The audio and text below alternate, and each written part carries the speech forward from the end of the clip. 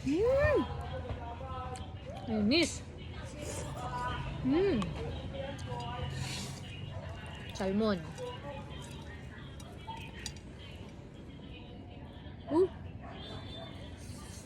Mmm!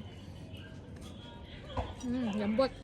Good evening guys! Ayan, ito na naman ako, si Madel, na magluluto na naman.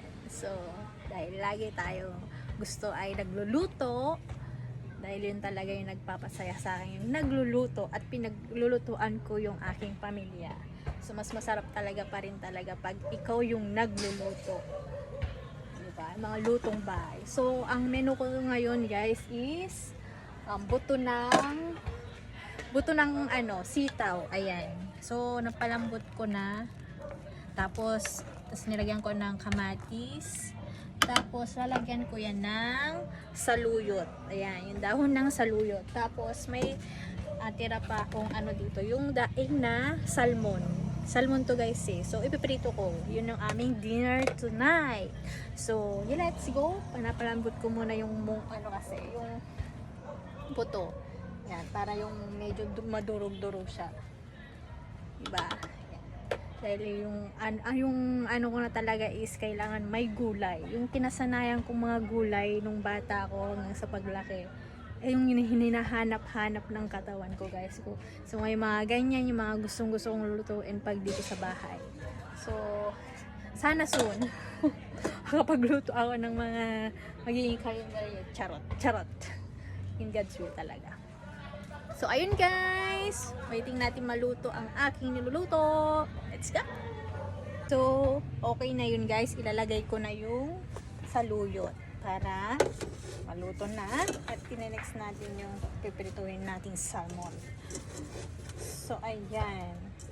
Ito yung talaga yung guys yung pinaka-paborito kong part pag sa gawaing bahay. Yung cooking, pagluluto.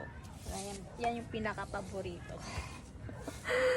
Kaya, anong sila sa akin pag, manong ulam, yung mga anak ko, yun yung lagi nilang tatanungin kasi mga gusto nilang niluluto ko, hahanapin sa akin, gusto ko ng ganito, gusto ko ng ganyan. Lalo na yung bunso kong si MJ. Alam nyo guys, grabe yan sa akin sa ulam.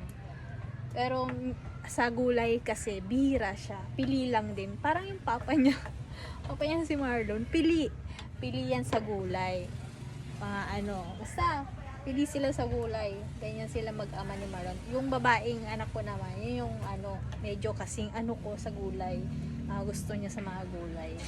Hilig namin. Yung ganun. Nasasanay sila sa akin. Pero yung bunso kong lalaki, yung bihira siya, pihikan sa gulay. Pero, pinipilit ko pa rin, pinapasanay na kumain ng gulay. So, ayun. So, antayin natin yung maluto, guys. Okay na to, guys.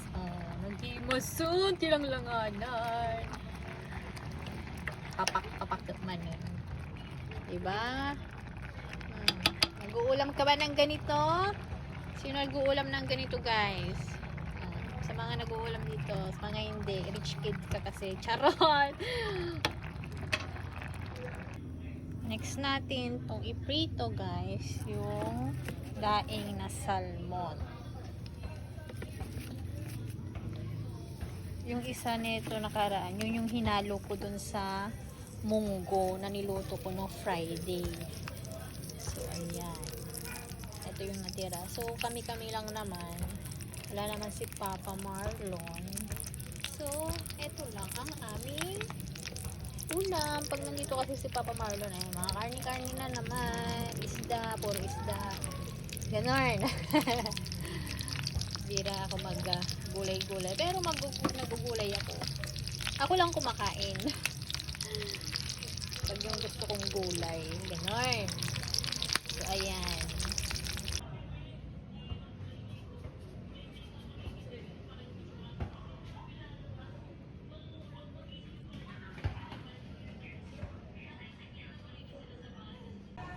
Tikman natin guys, yung niluto ko, papaking ko na to. Yung mga kids, ayaw pa kumain. Maya daw. Mmm! Ang sarap. Saluyot. Mmm! Inis. Mmm! Salmon.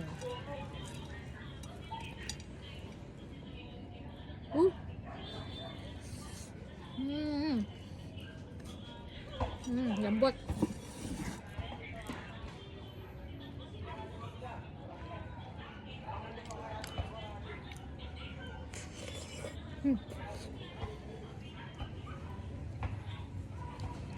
Yain ko na sila. Gusto ko na kumain. So, let's go. Yan. Kain na sila, guys. Ako magpapapak lang ng ito, syempre. Ayan. Kain tayo. Eko, kumain na. Si Bakka. So, ayun guys. Ito na po ang my end ng aking mini vlog today. Thank you for watching. Please follow, share, and comment naman guys. God bless. Good night everyone.